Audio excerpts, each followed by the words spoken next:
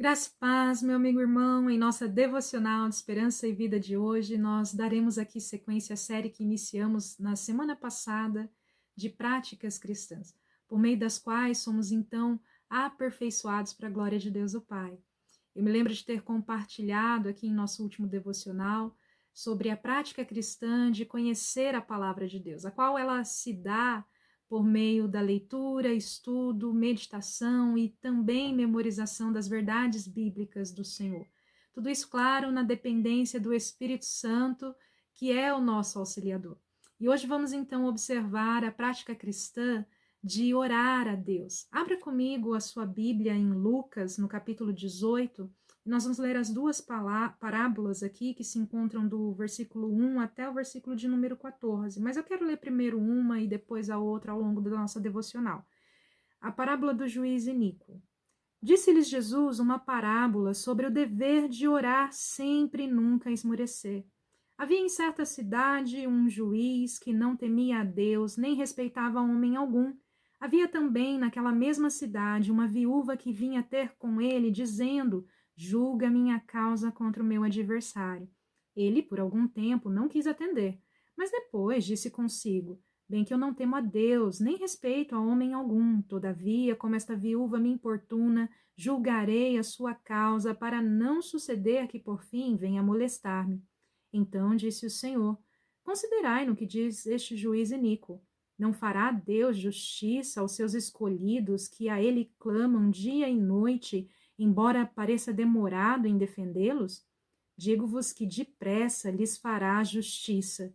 Contudo, quando vier o Filho do Homem, achará porventura fé na terra? É interessante, meus irmãos, nós lembrarmos aqui que esta parábola foi proposta por Jesus depois de ele já ter ensinado os seus discípulos a orar, atendendo ali o pedido de um deles que disse: ensina-nos a orar, segundo o próprio relato aqui de Lucas, lá no capítulo de número 11.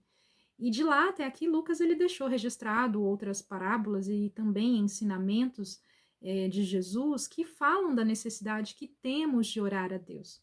Nesta parábola aqui especificamente, vemos Jesus motivando a perseverança e a fé dos seus discípulos para a prática constante de oração, pois ele os chama a insistirem em oração a Deus.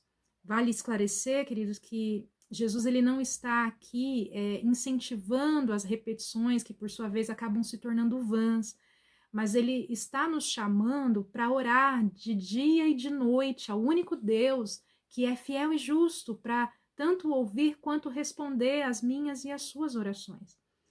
Agora, no versículo de número 8, se você prestar bem atenção, Jesus ele vai fazer uma pergunta que nos convida, então, a refletir sobre o exercício da nossa fé no dia de Cristo, na vinda de Cristo Jesus.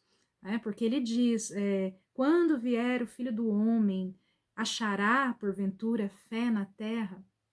Querido, observe que a falta de oração, ela é um indício de apostasia, portanto, da vinda do Senhor. Porque quando eu e você, nós deixamos de orar por alguma coisa, de duas uma. Ou nós não acreditamos que Deus tem poder para conceder, para realizar aquilo que nós precisamos, ou nós já achamos que nós podemos então resolver as coisas sozinhos. E seja qual for o motivo ali da ausência de oração na nossa vida, ela é um negar a Deus, meus irmãos. Pois nós estamos então nos negando a desenvolver comunhão com o Senhor e depender dele em oração, buscando ter supridas as nossas necessidades. Mas vamos ler então agora a segunda parábola que Jesus contou aqui, que é a parábola do fariseu e do publicano, a partir do versículo de número 9, que diz assim: propôs também esta parábola a alguns que confiavam em si mesmos, por se considerarem justos e desprezavam os outros. Dois homens subiram ao templo com o propósito de orar, um fariseu e o outro publicano. O fariseu, posto em pé, orava de si para si mesmo, desta forma: ó Deus, graças te dou, porque não sou como os demais homens, roubadores, injustos e adúlteros, nem ainda como este publicano. Jejuo 2 vezes por semana e dou o dízimo de tudo quanto ganho. O publicano, estando em pé, Longe, não ousava nem ainda levantar os olhos ao céu, mas batia no peito, dizendo: ó Deus, sê propício a mim, pecador. Digo-vos que este desceu justificado para sua casa, e não aquele, porque todo aquele que se exalta será humilhado, mas o que se humilha será exaltado. Meus irmãos, nós podemos aqui extrair diversos ensinamentos, tanto desta quanto da outra parábola que lemos aqui, mas hoje nos é suficiente apenas observar que a prática de orar a Deus, ela requer de mim e de você humildade. E segundo o dicionário da língua portuguesa, humildade é a característica de quem tem consciência das suas limitações, tal qual este publicano aqui da parábola proposta por Jesus, que reconhecendo os seus pecados e sabendo que estes também o limitavam, buscou o favor de Deus, da sua graça, da sua misericórdia para a sua vida. Orar, querido, não é algo reservado aos que se acham grandes, até mesmo porque estes não oram, fazem aqui como este fariseu, oram para si mesmos, né, se vangloriando ou se exaltando.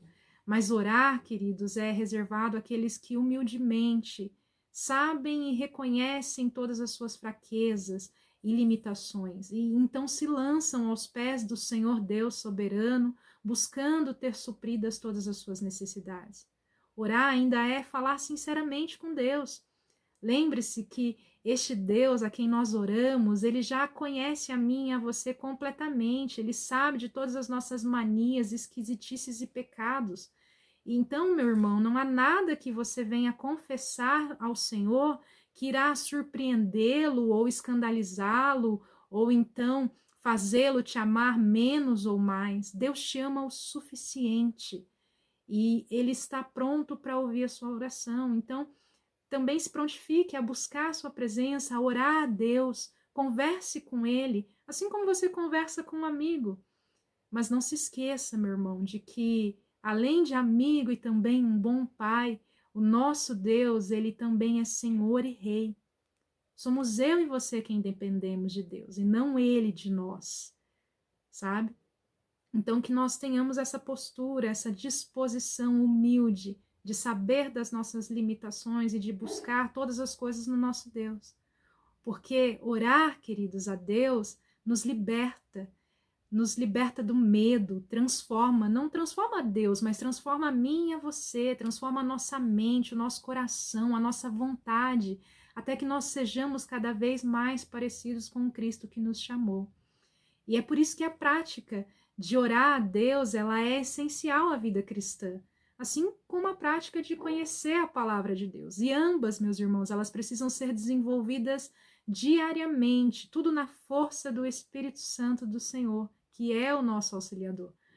Uma vida cristã, meus irmãos, é a que se reserva apenas a uma prática e se esquece da outra, aqui falando dessas duas práticas, da oração e do conhecimento da palavra de Deus, ela não vai perseverar por muito tempo. Se você só ora, vai faltar alguma coisa. Se você só lê a Bíblia, vai faltar alguma coisa. As duas se complementam na minha e na sua vida para realizar toda essa obra do Senhor em nós.